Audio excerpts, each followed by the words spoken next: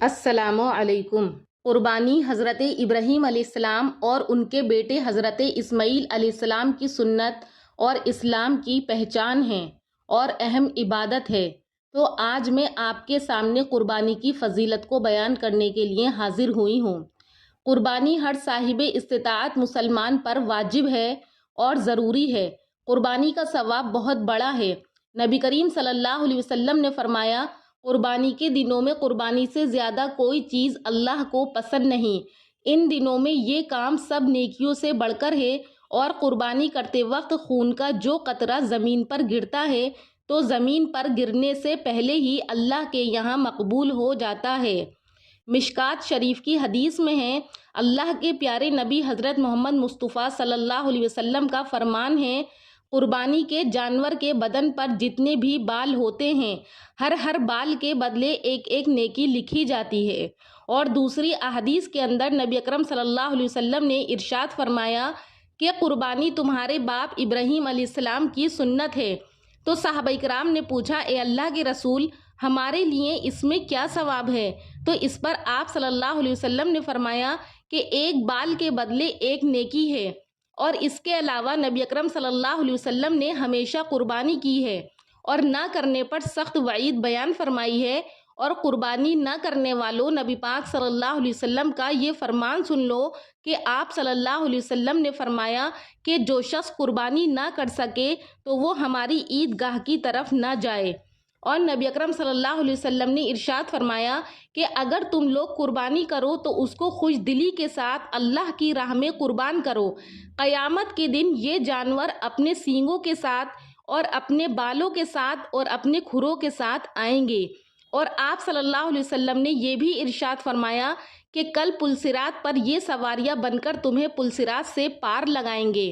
اور یہ بھی ارشاد فرمایا نبی اکرم صلی اللہ علیہ وسلم نے کہ جب قربانی کے لیے کوئی شخص خوش دلی کے ساتھ رضائے الہی حاصل کرنے کے لیے جانور کو ذبح کرتا ہے تو اس کے خون کا قطرہ زمین پر گرنے سے پہلے اللہ اس کے اس قربانی کے عمل کو قبول کر لیتا ہے۔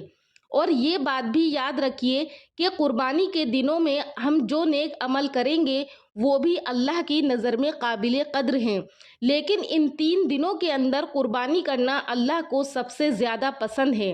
اللہ کے محبوب صلی اللہ علیہ وسلم کی خدمت میں مینڈے لائے گئے جو کہ چت قبرے تھے، تو نبی کریم صلی اللہ علیہ وسلم نے ان کو اپنے ہاتھوں سے ذبح کیا اور فرمایا کہ جو شخص اخلاص کے ساتھ قربانی کرے گا تو وہ قربانی جہنم کی آگ اور اس کے درمیان رکاوٹ بن جائے گی۔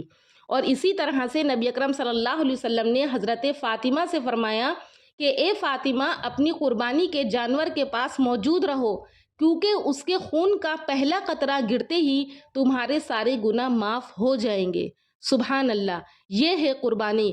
قربانی کی عظمت یہ ہے کہ اس کے قطرہ زمین پر گرنے سے پہلے ہی انسان کے گناہوں کو اللہ تبارک و تعالی معاف کر دیتا ہے۔ دیکھیے، بقرعید آ رہی ہے، لوگ قربانی کے لیے جانور خرید رہے ہیں اور بچے ان جانوروں کو چارہ کھلا رہے ہیں، کوئی بچہ اپنے جانور کو گھما رہا ہے۔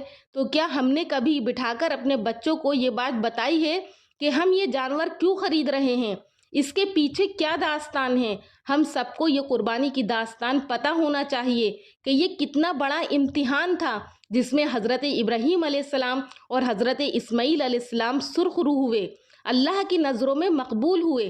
حج اور قربانی یہ ابو الانبیاء حضرت ابراہیم علیہ السلام اور ان کے بیٹے حضرت اسماعیل علیہ السلام اور ان کی بیوی حضرت ہاجرہ علیہ السلام کی یادگار ہے جو رہتی دنیا تک منائی جائے گی۔ یہ ان کی ادائیں اللہ تبارک و تعالیٰ کو اتنی زیادہ پسند آئیں کہ اللہ تعالیٰ نے ہر حاجی کے لیے یہ مقرر فرما دی کہ اگر حج میں ان کی ان اداؤں کو ادا نہ کیا جائے گا تو ہمارا حج قبول نہیں ہوگا۔ اور یہ قربانی ایک پیغام ہے کہ ہم کو اپنے غلط جذبات جو اللہ اور اس کے رسول کے احکام سے روکے، ہم ان جذبات پر چھری چلا دیں، نفرتوں کو قربان کر دیں۔ آخر میں اللہ سے دعا ہے کہ اللہ تعالی ہم سب کو اپنے غلط جذبات اور نفرتوں کو قربان کرنے والا بنائے اور ہم سب کی قربانی کو اللہ قابل قبول فرمائے۔ انشاءاللہ پھر ملوں گی نیکسٹ ویڈیو میں، تب تک کے لیے اللہ حافظ۔